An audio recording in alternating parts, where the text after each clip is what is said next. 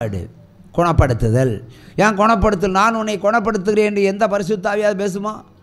பேசாது. பரிசுத்த ஆவியானவர் பேசினா சொஸ்தம். மலையாளம்.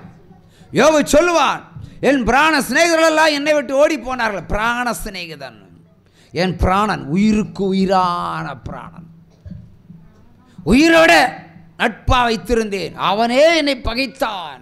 பிராணன் என்றால் மலையாள வேர்டு, தமிழ் வேர்டு அல்ல. நாங்கள் மட்டும்தான் மலையாளம் தமிழும் கலந்து பேசுவோம். பைபிளும் அப்படி தான் இருக்குது. பரிசுத்த ஆவியானவர் 200 வருடங்களுக்கு முன்பாக மொழிபெயர்க்கப்பட்ட, எபிரேயரிலிருந்து ஸ்ட்ரைட்டாக மொழிபெயர்க்கப்பட்டது. 200 ஆண்டுகளுக்கு முன்பாக கன்னியாகுமரி மாட்டான், சுடுகாடு, ஒரு வனாந்திரம், பாரஸ் ஏரியா. இந்த ஏரியாவும் பாரஸ்ட், சிங்கம் உலாவுன இடங்கள் இது. மொத்தமும் பாரஸ்ட், அது மொத்தம் சமுத்திரம். அப்போ இங்கே ஆண்டவர் அற்புதங்களை செய்ய போகிறார். அடையாளமே அதுதான். இப்போ நாங்கள் ஒரு ஆளை கூப்பிடுவோம், எங்கள் சொந்த மச்சானை என்ன கூப்பிடுவோம், ஓய் இங்கே வாருன்னு சொல்லிவிடுவோம். ரூத்தில் படிங்க, 4:1 படிங்க, ஒரு ஆள் வாசிங்க பார்ப்போம்.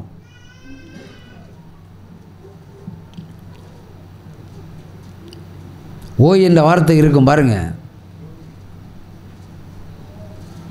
200 ஆண்டுகளுக்கு முன்பாங்க இங்கே கல்லூரி கிடையாது, பள்ளிக்கூடம் கிடையாது.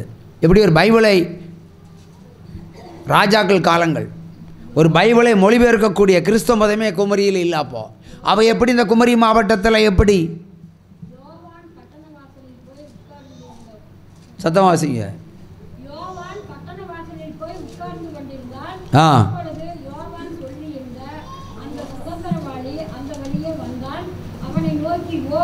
ஓய் ஓய் என்று பெயர் சொல்லி கூப்பிட்டார். உற்சவமாக கையை தட்டுங்க. அல்லேலூயா, அல்லேலூயா. ஆகவே பைபிளுக்குள்ளே போங்க, அப்போ தான் சத்தியம் தெரியும். அல்லேலூயா. ஒரு பைபிளை குறித்து இங்கே இன்றைக்கி பிரசங்கம் பண்ணின ஒரு தங்கப்பன் சகோதரன் அவர்கள் புத்தகம் எழுதியிருக்கிறார் பைபிளை குறித்து. ஆனால் வாளுக்கு ஒன்று வாங்கி, ஆனால் இலவசமாட்டையும் தருவார், காசு கொடுத்து வாங்கிடுங்க. படித்து பாருங்கள், சத்தியம் உங்களுக்கு நிறைய புரியும். நல்லதை எடுத்துக்கிடுங்க. குமரியில் தான் கடவுள் வருவார், வேறு எங்கேயும் வரமாட்டார். அவனா பைபிள் பொய்யா இருக்கணும், நான் பொய்யா இருக்கணும், என் ஊழியம் பொய்யா இருக்கணும். சூரியன் உதிக்கும் திசை தொடங்கி அஸ்தமிக்கும் வரைக்கும் என் மகிமையை காண்பாய். ஏசாயா 41 அதிகாரத்தை வாசித்து பாருங்கள் வீட்டில் போய். சத்தியம் பலப்படும். சூரியன் உதிக்கிறதும் அணைகிறதும் கன்னியாகுமரி மாவட்டம் மட்டும்தான். மற்ற இடங்களில் உதிக்கும், மறையாது. 2 டிகிரி இங்கே நடக்குது. அது ஒரு புதிய எருசலேம் கன்னியாகுமரி மாவட்டம்.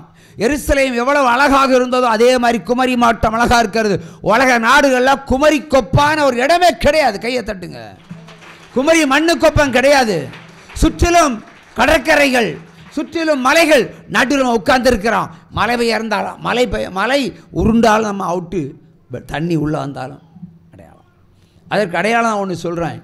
இந்த ஊழியத்தில் ஒரு பயங்கரமான தீர்க்க தரிசனம். முதல் ஊழியம் செய்யும்போது நான் சின்னத்துறையெல்லாம் சுனாமி வரும்னு சொன்னேன், வீடு வீடாக சொன்னேன். நிறைய பேர் அந்த கடற்கரையை விட்டு நீங்கள் தூத்தூர் கல்லூரி பின்னாடி போங்க, பேய்க்காடு, பேய்களுக்கு பலி கொடுக்குற இடம், அங்கெல்லாம் போங்க. நிறைய பேரை நான் தான் அனுப்பி வச்சேன். என் பேச்சை கட்டு நிறைய பேர் வந்தவங்கெல்லாம் அங்கே பணக்காரனாக இருக்கிறான். அல்லேலூயா. அப்போது அந்த இடத்துல அந்த ஜோசப் என்ற சகோதரங்க தலையில் கை வச்சு சொன்னார், இதே மண்ணில் சொன்னார், பனை மரம் அளவு தண்ணி வரும், ஆனால் நீ இருக்கும் தேசத்தில் நான் இப்பொழுது கை வைக்க மாட்டேன். அல்லேலூயா.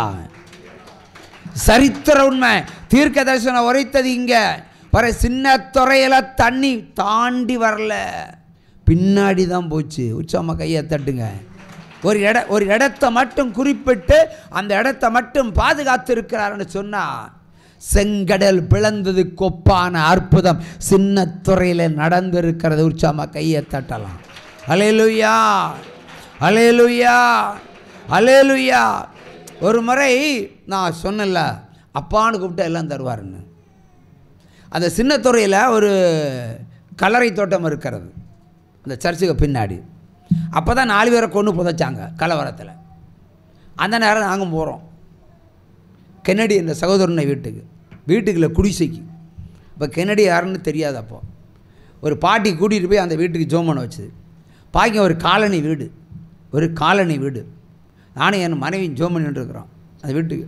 அந்த அம்மா மட்டும் அப்படியே ஒரு மேரி மாதா கணக்கில் அங்கே நிற்குது. உள்ளம் ஆண்டவரை தேடிச்சு. அவங்க இருதயத்தில் கேட்டது என்ன? பெண்கள் பிள்ளைகள் வயதுக்கு வந்து விட்டார்கள், படுப்பதற்கு கணவன் மனைவி படுப்பதற்கு இடமில்லை. அந்த காலத்தில் 14 லட்சம் ரூபாய் கடன், இன்றைக்கு 1 கோடி ஈக்குவல். இப்பொழுதும் போட்டு திரும்பி வந்து கொண்டிருக்கிறது, செய்தி வருகிறது, மீன்படவில்லை. என்ன செய்ய முடியும் என்று இருதயத்தில் பாரத்தெல்லாம் உள்ளுக்குள் வச்சுக்கிட்டு அந்த அம்மா அப்படியே ஃபீல் பண்ணி ஜோம் பண்ணுது. அவங்க ஃபீல் பண்ணி ஜோம் பண்ணுவேன். நான் சொல்கிறேன், இந்த இடத்துல ஒரு இல்லத்தை கட்டுவேன். ஊழியத்தில் இருந்து அங்கே எப்படி ஜோம் பண்ணுறான்னு எனக்கு தெரியாது. அவள் பேசினதை, இருதயத்தில் பேசின அந்த நினைப்பை கர்த்தர் அங்கீகரித்து என் மூலம் பேசுகிற இந்த இடத்துல ஒரு வீடை கட்ட மீன்கள் படும்படி கர்த்தர் கிருபை செய்கிறேன். யாக்கோபின் தேவன் பொய் சொல்கிற தேவன் அல்ல. மீன் கிடைக்கும் சிஸ்டர், இல்லை மீன் கிடைக்காதுன்னு வெறுமையாக திரும்பி வர்றேன்னு சொல்கிறாங்கன்னு, திரும்பி வர்றேன்னு சொன்னாங்க. இல்லை சிஸ்டர் மீன் கிடைக்கும், வீடு கட்ட போகிறீங்க, இந்த இடத்துல வீடு கட்ட ஜெபம் பண்ணிங்களா சிஸ்டர்? வீடு கட்டுறதுக்கு அவன் எப்படி ஜெபம் பண்ணிங்க? பிள்ளைகள் பெரிய பிள்ளைங்களானாங்க, கணவன் மனைவியாக படுக்கிற இடம் இல்லைன்னு ஆண்டவர்கிட்ட கேட்டேன். மாளிகையை கட்டுங்கன்னு சொன்னார். திரும்பி தான் வர்றாங்க, வெறுமையாக வர்றாங்க. மறு வெள்ளிக்கிழமை நாங்கள் அதே ஊருக்கு அதே இடத்துக்கு போவோம், குடிசையை காணோம். ஒரு புல்டோசர் வச்சு இடித்து, அப்போ தான் புல்டோசர் வாங்க நான் காலம் இடித்து தரமாட்டம் வாங்கிட்டு இருக்காங்க. நல்லா தட்டியாக ஒரு தான் நிற்கிறான். பார்த்தா இந்த வீடுங்க, அது உடமஸ்தவன் தான் இடித்தான், வீடு கட்ட போகிறானா.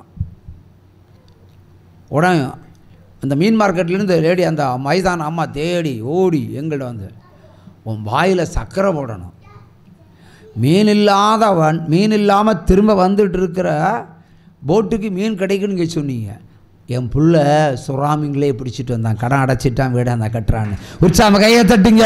கூடுமே எல்லாம் கூடுமே, உம்பால எல்லாம் கூட,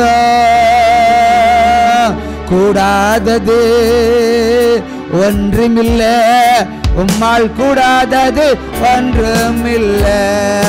கூடுமே எல்லாம் கூடுமே.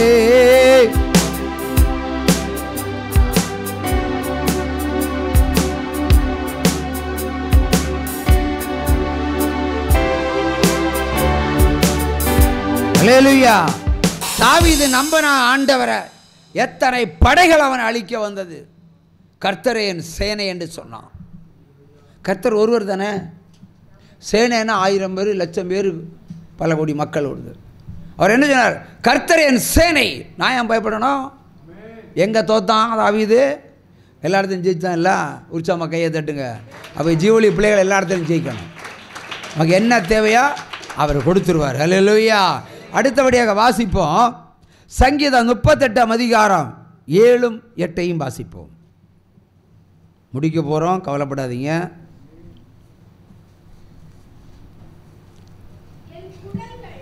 என் குடல்கள் எரிபந்தமாய் எரிகிறது, என் மாம்சத்தில் ஆரோக்கியம் இல்லை, நான் பலனற்று போய் மிகவும் நொறுக்கப்பட்டேன், என் இருதயத்தின் கொந்தளிப்பினால் கதறுகிறேன். சேத்துவாசி. என் குடல், திரும்ப ஒரு முறை, என் குடல்கள் எரி பந்தமாய் எரிகிறது. இன்றைக்கு உங்களுக்கு இருக்கிற சூழ்நிலையை குறித்தாண்டவர் பேசுகிறார். நெக்ஸ்ட், என்னுடைய மாமிசத்தில் ஆரோக்கியம் இல்லை, பலவீனம், வியாதிகள், கொள்ளை நோய்கள். நெக்ஸ்ட், இதனால் நான் பலனற்று போய் கிடக்கிறேன், மிகவும் நொறுக்கப்பட்ட நிலையில், எல்லோராலும் நொறுக்கப்பட்ட நிலையில் நான் கிடக்கிறேன். இதனால் என் இருதயம் கொந்தளிக்கிறது, கொந்தளித்து கொண்டிருக்கிறது. நெக்ஸ்ட், கொந்தளிப்பினால் கதறி கதறி அழுகிறேன். ஆண்டவரே, என் என் ஏற்றங்களெல்லாம் என்னுடைய உயர்வுகளெல்லாம் ஏக்கங்களாகவே இருக்கிறது. உமக்கு முன்பாக நான் இருக்கிறேன். என்னுடைய தவிப்பு உமக்கு மறைவாய் இருக்கவில்லை. ஆமென் சொல்லுங்களேன். அவை நம்முடைய பாடுகள் எல்லாம் இன்னைக்கு ஆண்டவர் எண்ணி இருக்கிறார். உங்களுக்கு தவிப்பு, உங்களுடைய இருதயத்தினுடைய கதறல்கள், உங்களுடைய அழுகுரல்கள், எரிபந்தமாய் குடல் கொதிக்கிறது, இதெல்லாம் அவர் பார்த்து ஒரு விடுதலையை தரப்போகிறார். எல்லோருக்கும் அநேக பிரச்சனைகள், எல்லா பிரச்சனையும் தீர்வு தான். அல்லேலூயா. இந்த விஜயகுமாரி சகோதரிக்கு நான் ஜெபம் பண்ணும்போது, பேர் விஜயகுமாரி தானே சிஸ்டர்? விஜயகுமாரி தானே? தலையில் கை வைக்கும்போது தலைக்குள்ளே கடந்து இந்த தேங்காய் உருளை மாதிரி மூளை உருளுது, நட்டுங்குது. காஞ்ச தேங்காய் உள்ளே இருந்து என்ன செய்யும்? ஆடும் பாருங்க. அதே மாதிரி இப்போ எந்த அளவுக்கு அவங்க நொறுக்கப்பட்டு இருக்காங்க. நடுங்குமா சிஸ்டர் உங்களுக்கு?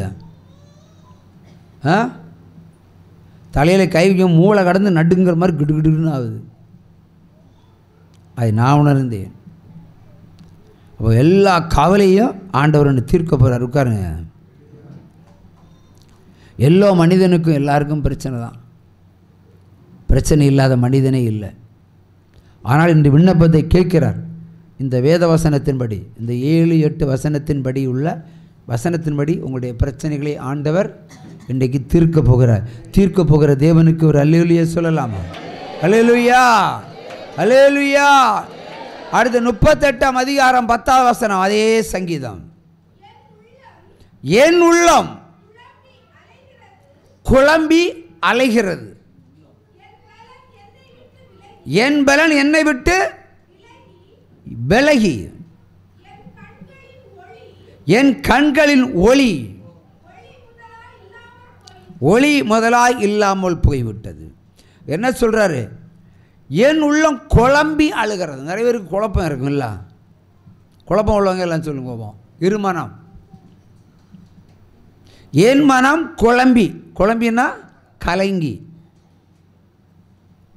a pathetic and precarious and confused and chaos. எல்லாம் ஒரு குழப்பம். எதிலுமே தெளிவான முடிவில்லை. ஒருவேளை ஜீவோலியை நம்பலாமா? ஜீவோலிக்கு பொருத்தனை செலுத்தலாமா? சொல்கிறதெல்லாம் உண்மையா நடக்குமா? இந்த மாதிரி ஒரு குழப்பங்கள். குழம்பி அலைகிறது, கலைகிறது இருதயம். ஆனால் குழம்பாதீங்க. நீங்கள் வைக்க வேண்டிய நம்பிக்கை என் மேலே இல்லை, அவர் மேலே. யெகோவா அவர் தான் உங்கள் அப்பா. அல்லேலூயா. நான் அல்ல, நான் ஒரு மனிதன். அல்லேலூயா. உற்சவமாக தட்டலாமா? அடுத்தபடியாக சங்கீதம் 38:10 திரும்ப ஒரு முறை வாசி. ஏன் உள்ளம் குழம்பி அலைகிறது. அலைனா அலைவாய்ந்து கொண்டிருக்கிறது இல்லையா? சிலருக்கு ஒரு முடிவு தெரியாமல் அலைஞ்சிட்ருப்போம். ஒரு பொண்ணுக்கு கல்யாணம் பண்ணணும், குழம்பியிருப்போம். பையனுக்கு கல்யாணம் பண்ணணும், ஒரு முடிவும் உண்டாகாது. அவனுக்கு எண்ணி அலைந்து கொண்டிருப்போம், அழிஞ்சு போயிட்டுருப்போம். ஒரு விடுதலையும் வராது. இன்று உங்களுக்கு ஒரு மகத்தான விடுதலையை கர்த்தராகிய தேவன் எல்லா ஜாதிகளுக்கும் அனுப்புகிறேன் என்கிறார். அல்லேலூயா, அல்லேலூயா. சங்கீதம் 38:13 வாசிங்க, 12 வாசிங்க. என் பிராணனை வாங்க தேடுகிறவர்கள் எனக்கு கண்ணிகளை வைக்கிறார்கள், எனக்கு பொல்லாப்பை தேடுகிறவர்கள் என்னது? கேடானவைகள், அழிவானவைகளை பேசி நாள் முழுவதும் வஞ்சனைகளை யோசிக்கிறார்கள். நானோ ஒரு செவிடனை போல, கேளாதவனைப் போலாகவும் ஊமையனைப் போல வாய் தரவாதவனைப் போலுமாயிருக்கிறேன். நமக்கு பிராணனை வாங்க தேடுகிற சொந்தக்காரங்க இருப்பாங்க இல்லையா? நீ எப்படா செத்து போயிடுவான். நம்முடைய சொந்தக்கார உறவுக்காரங்க எப்போவுமே நமக்கு ஃபஸ்ட் எனிமி. ஆனால் ஆண்டவர் என்ன சொல்கிறார்?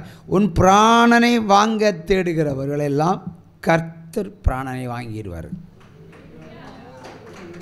அல்லேலூயா. அவர் சத்துருக்களை வேட்டாடுகிற தேவன். ஆகவே பயப்பட வேண்டிய அவசியம் இல்லை. 1000 மந்திரம் வரட்டும், 1000 தரித்திரம் வரட்டும், 1000 உபத்திரம் வரட்டும், 1000 விதமான பஞ்சங்கள் வரட்டும், என்ன வந்தாலும் எளிமை நில்லுங்க. கர்த்தர் உங்களை கரம் தூக்கி நடத்துகிறார். அல்லேலூயா. எளிமை நிற்போம். உங்கள் சத்துருக்களை கர்த்தர் வேட்டையாடி முடிக்கப் போகிறார். ஜட்ஜ்மெண்ட். கையை தட்டலாம்.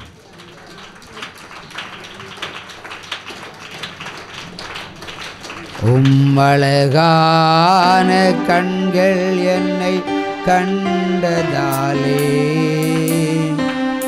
முடிந்ததென்று நினைத்து நான்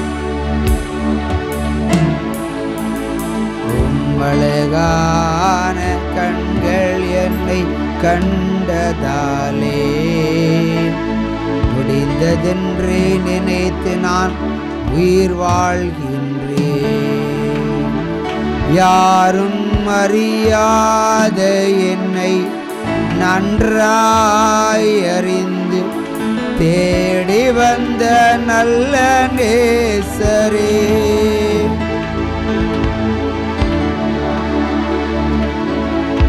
நன்றாய் அறிந்து தேடி வந்த நல்ல நேசரே, உம்மழகான கண்கள் என்னை எதென்று நினைத்து நான் உயிர் வாழ்கின்றேன். உற்சாகமாக கையை தட்டலாம்.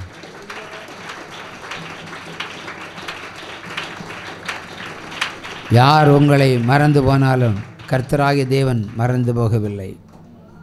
நம்மை தேடி அவர் வந்திருக்கிறார். நம்ம தேடி அவர் வந்திருக்கிறார். நம்முடைய பிரச்சனைகளை தீர்ப்பதற்காக, நம்முடைய கடன்களை அடைப்பதற்காக,